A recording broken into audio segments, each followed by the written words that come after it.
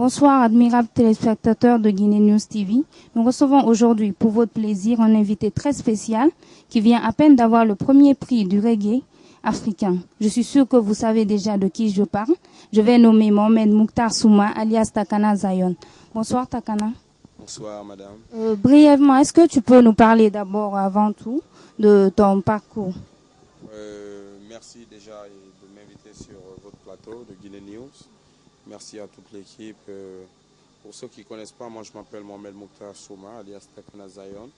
Je suis chanteur de reggae et de toute musique aussi confondue, traditionnelle comme moderne. Donc je suis né en Guinée et j'ai commencé à faire mes études ici. Et j'ai fait le premier bac ici, la première partie du bac que j'ai échoué. Après, ça m'a poussé à me mettre à fond dans la musique. J'ai commencé à faire des expériences sur la scène, des collaborations avec des artistes comme le Deck du Forsui, comme Alkeboulan, comme plein d'autres, avant de quitter ici. Et n'est-ce pas, et après avoir fait des albums pour Benidi Records, je suis parti à Bamako en aventure où j'ai rencontré Tikenja, Manjoul, et la collaboration avec Manjoul a, comme on appelle, produit le résultat du premier album Zion Prophet qui est sorti sur le plan international. Et donc, Quelle année? c'était en 2007, en juin 2007. Ensuite, j'ai sorti le deuxième album en 2009, le 11 mai 2009, Rappel à l'ordre. Et ensuite, j'ai sorti le troisième album sur le plan international au mois de mai 2011, qui est Rasta Government, qui a été enregistré en Jamaïque, Kingston. Ton trophée de meilleur artiste reggae man africain fut un honneur pour toi, je pense bien, pour tes fans aussi, ainsi que tout le peuple guinéen. Comment as-tu pu prendre le devant face à des dragons du reggae tels que Alpha Blondy que tout le monde connaît? Oh, je remercie Dieu Tout-Puissant, et je remercie papa et maman, je remercie les amis qui me soutiennent, tu vois, la Black Mafia et toute la population guinéenne, car sans eux, tu vois, on ne serait pas là aujourd'hui. Donc c'est ça, tu vois, on dit que tout travail bien fait est récompensé, c'est le dur travail qui est la clé du succès, tu vois. Alors nous, on a compris ça il y a beaucoup d'années de cela, tu vois. Nous sommes dans le travail et dans toute humilité et puis beaucoup d'amour, tu vois. Et l'amour, c'est la force créatrice universelle, tu vois, non? Et que ce sont ces fruits-là qui sont en train de tomber petit à petit, tu vois. Et ça n'a même pas commencé grâce à Jah, s'il plaît à Jah, avec la santé du corps et de l'esprit. On pense que nous avons beaucoup de trésors, beaucoup de positivité dans nous que le monde n'a pas vu encore, tu vois. La Guinée regorge de beaucoup de potentialités, c'est pas Takana seulement, tu vois, non. Donc c'est une bénédiction, man, c'est une bénédiction que notre rêve de faire de la Guinée la capitale du reggae n'est pas loin de se réaliser. Okay, mais quels sont les critères de choix réellement qui vous ont porté premier? Oh, les critères de choix. Le reggae site, comme on appelle www.reggae.fr, c'est le plus gros reggae site en France. Et donc, il y a une dizaine encore de sites de reggae qui sont alliés à ce site-là. Donc, c'est beaucoup regardé. Il y a des millions, tu vois, d'internautes qui sont là-dessus. Et donc, moi, je n'étais même pas au courant. J'étais en Afrique et j'étais à fond dans mes projets ici pour préparer le nouvel album Kakilambe. C'est ainsi que je me suis connecté sur Internet. Tu sais qu'en Guinée, il n'y a pas d'électricité et tout ça, tu vois. J'ai vu, oh, Takana Zion nominé parmi les meilleurs albums. J'ai dit, tiens, man. Et qu'est-ce que ça vous a fait? Quel a été votre choix? Yeah, man, j'étais surpris, tu vois. J'étais surpris, tu vois. C'est comme ça, tu vois, ça se passe, tu vois, non. C'est comme ça, toujours, ça se passe. C'est des surprises, man, tu vois. Quand on a travaillé durement longtemps, quoi, tu vois. Donc, quand on a vu cette nouvelle, on a essayé de mettre au courant nos fans qui sont ici en Guinée.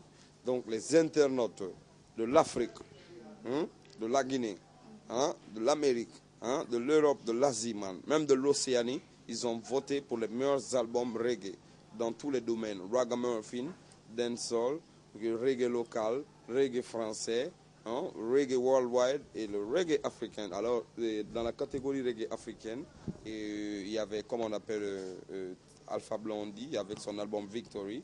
Il y avait Beta Simon avec son album Soupe de Pierre. Il y avait Takana Zion avec son album Rasta Government. Donc on a essayé de mettre au courant nos fans. Et les internautes de tous ces continents, ils ont voté pour le meilleur album reggae africain de l'année 2012, qui est Rasta Government, dont il y a eu 11 000 votes. 11 000 votes, tu vois, c'est pas négligeable. Donc le reggae.fr en a fait une grosse buzz, tu vois, une grosse promotion. Ça en a parlé partout, tu vois. Le meilleur album reggae africain, ça vient de la Guinée, Takana Zion, Rasta Government, album qui a été enregistré à Regis Studio, à Kingston, Jamaica, avec des barons, tu vois, de la musique reggae, tu vois. Donc c'est une bénédiction, moi je peux que remercier. Et Dieu Tout-Puissant, papa et maman, encore une fois, les amis Black Mafia et toute la population guinéenne. Ok, comment le gouvernement guinéen, principalement le ministère de la Culture, a accueilli cette heureuse nouvelle? Oh, le ministère de la Culture a toujours travaillé avec nous dans les différents projets que nous avons réalisés. Ils ont été m'accueillir à l'aéroport et avec tout le personnel. Et ça, c'est déjà, tu vois, un grand effort. Et le monsieur le ministre de la Culture, il est allé à un de mes spectacles au Belvedere où il est monté sur scène. Il a fait le speech, il a même dansé, tu vois. Donc voilà, le gouvernement a besoin de soutenir son ministre de la Culture et pour que le ministre de la Culture puisse soutenir les artistes qui peuvent vendre l'image du pays. Et c'est comme ça que ça se passe. À présent, on va parler un peu de ton album qui doit bientôt être sur le disque du marché guinéen.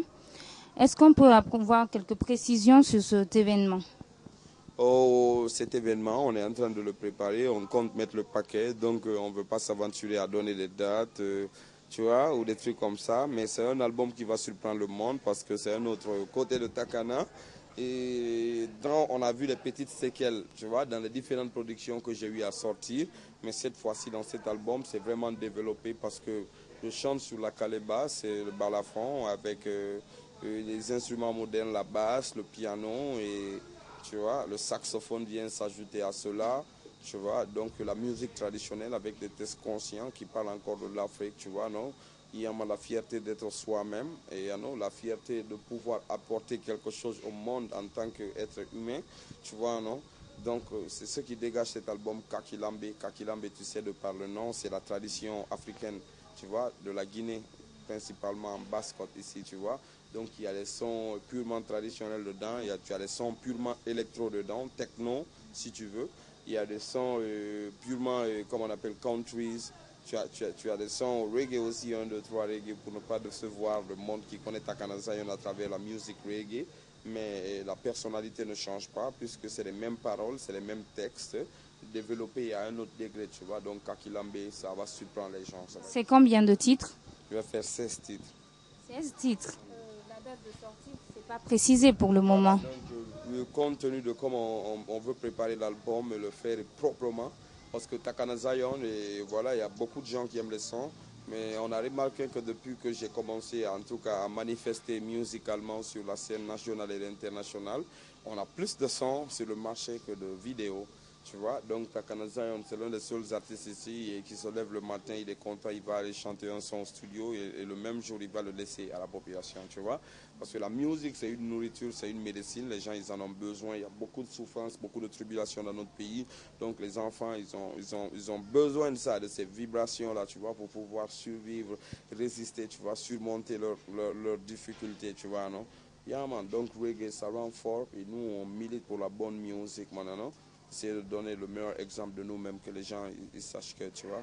Ouais. Est-ce que tu parles de la politique actuelle du gouvernement dans ton nouvel album? Oh non, je parle pas trop de politique, tu vois. Je parle pas trop de politique. Moi, je suis plus spirituel parce que dans la spiritualité et dans le grand amour divin, tu vois, tout se trouve là-dedans, tu vois. Il suffit juste de donner des vibrations que le politicien et même le clone qui est dans la rue, tu comprends, on soit touché. Tu comprends, non? Donc nous, on essaye de développer des petits messages sages, et, tu vois, non?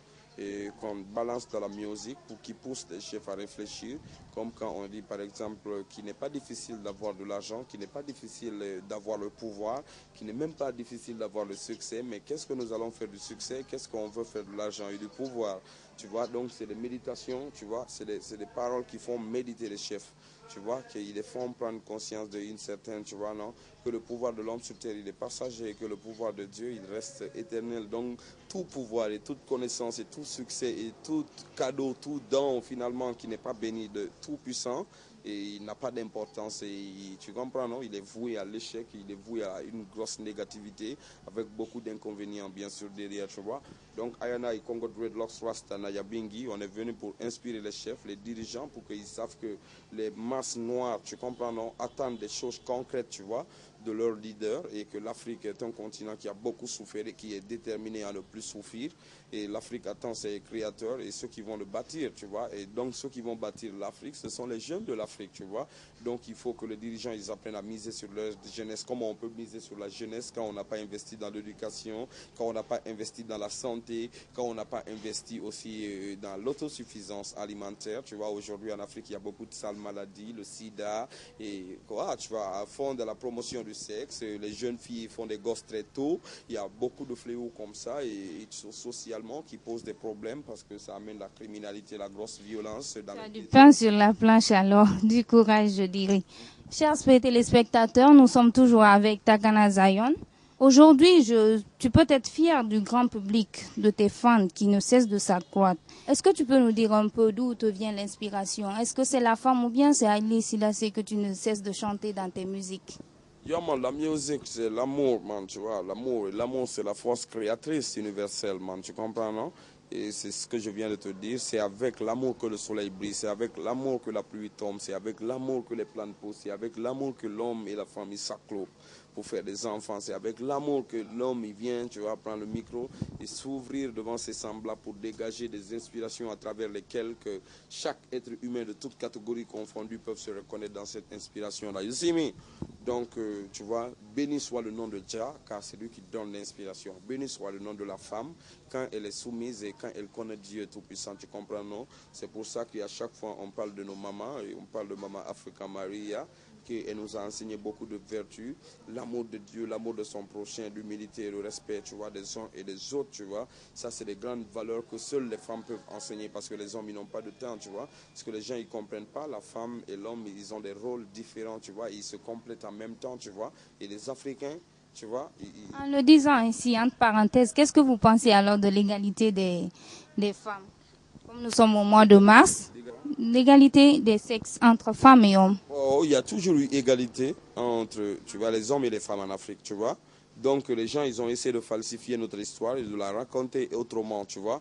Donc nous savons que sans les femmes africaines, la société africaine ne serait pas là aujourd'hui. Si nous sommes là aujourd'hui, c'est parce que les femmes africaines, elles sont fortes, tu vois, non? La femme et l'homme, ils ont des rôles différents. En même temps, ils se complètent. L'homme, il doit aller, man, chercher, tu comprends?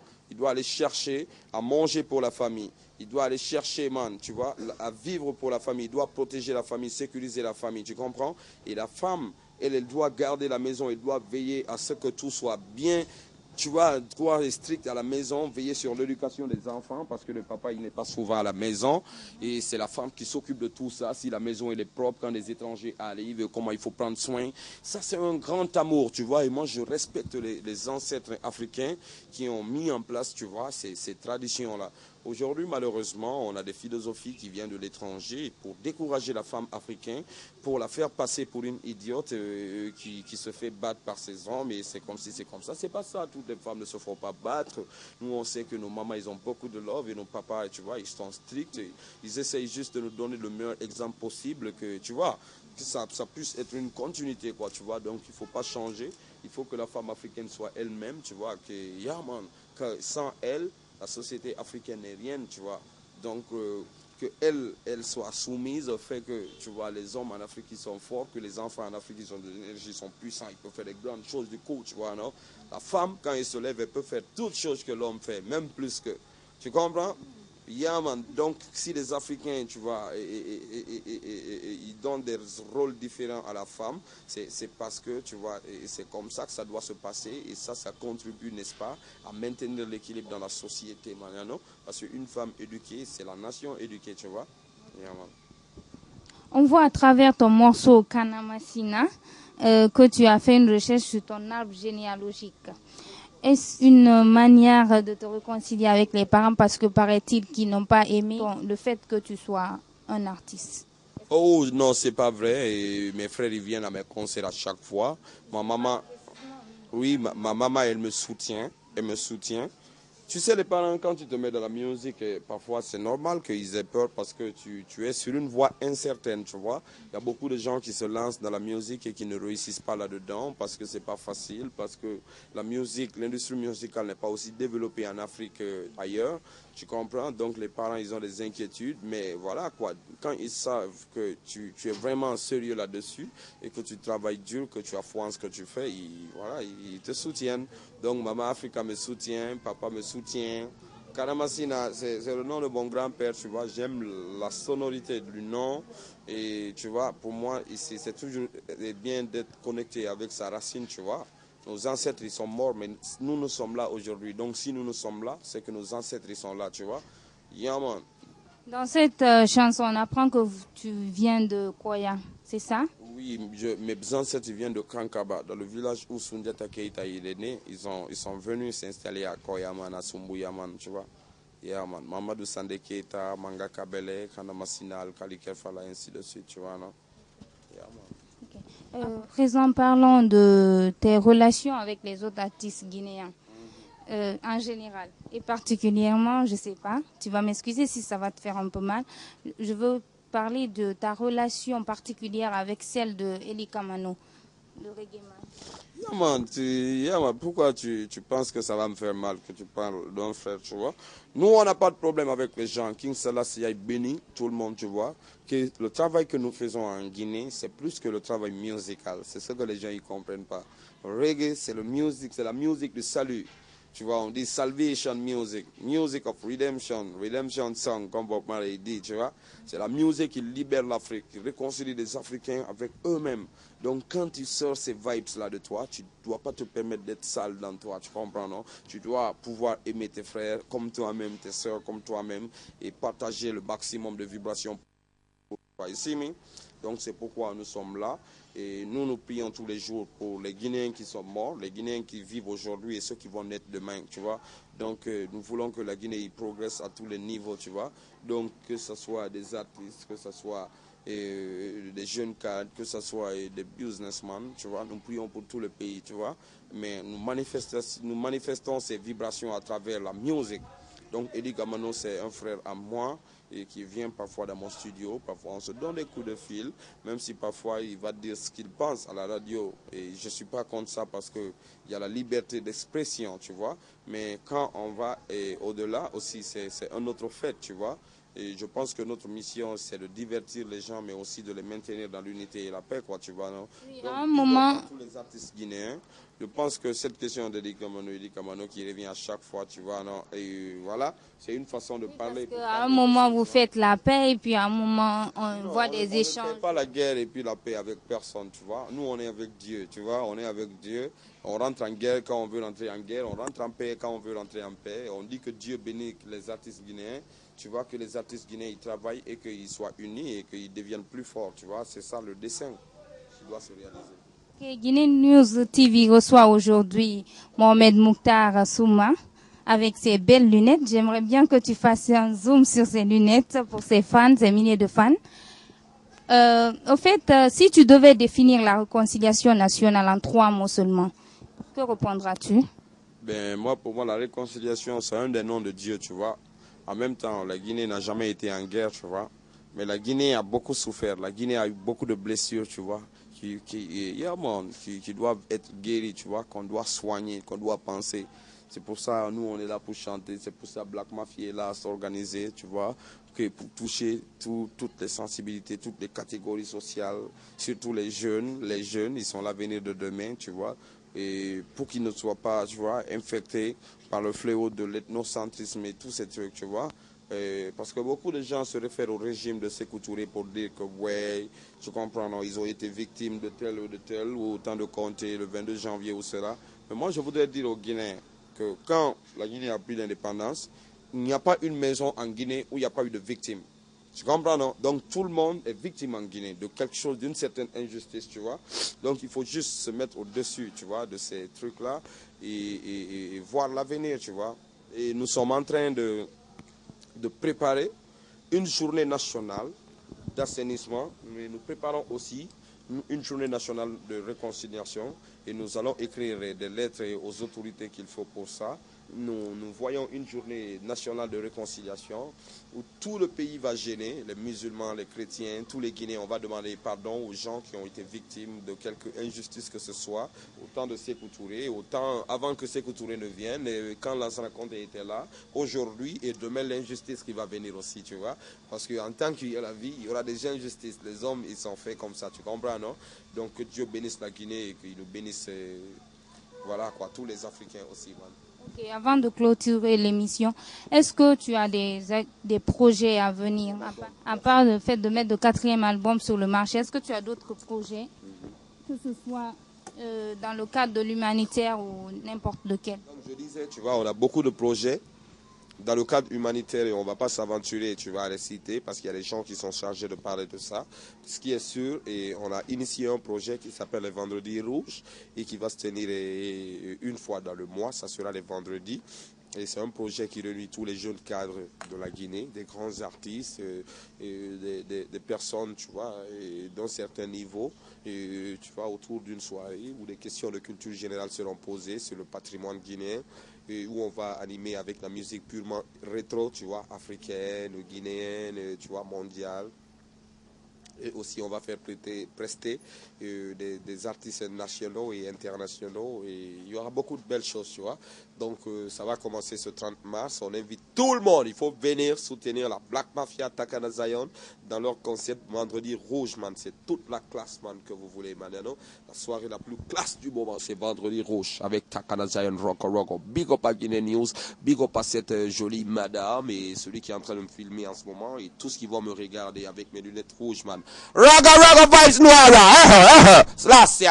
Chers téléspectateurs, c'était tout pour vous aujourd'hui. Nous avons reçu pour votre plaisir, comme je le disais, Takana Zion, de son vrai nom, Mohamed Mokhtar Souma. Il vous a tout dit sur son parcours, son nouvel album qu'il compte très bientôt mettre dans les bacs. Donc tenez-vous prêts pour les fans. Vous pouvez le retrouver très bientôt sur la scène. Merci. The royal sons and daughters free. Oh, I hear them crying after Barack. The king say he will surely save the black. But don't you know the one I end in Iraq? Big up yourself, you don't know. Takana Zion in a Kana Masina studio. Big up yourself, Black Mafia. Rogo vibes.